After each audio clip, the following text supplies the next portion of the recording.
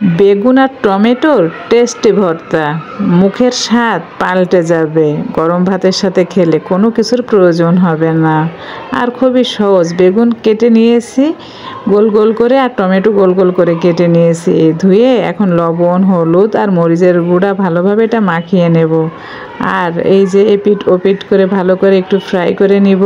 যারা কখনো এইভাবে ভর্তা খাননি অবশ্যই ট্রাই করবেন, খুবই মজা লাগে। তো এখানে আমি রসুন, শুকনো মরিচ, কাঁচামরিচ আর পেঁয়াজ ফ্রাই করে নিচ্ছি। হালকা আছে রসুনটা আগে ফ্রাই করে নিচ্ছি। আর বেগুন ভর্তার ভিতরে কিন্তু রসুন দিলে অসম্ভব মজা লাগে। তো আমাদের সব কিছু ফ্রাই হয়ে গেছে, এখন মাখানোর পালা।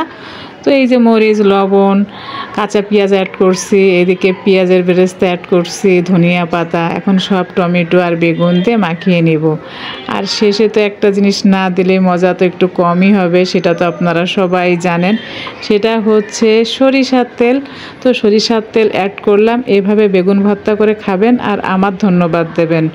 যারা এখনও খাননি অবশ্যই ট্রাই করবেন, তারপরে আমাকে জানাবেন এভাবে টমেটো দিয়ে বেগুন ভর্তা করলে কেমন স্বাদ হয়, কেমন মজা হয়।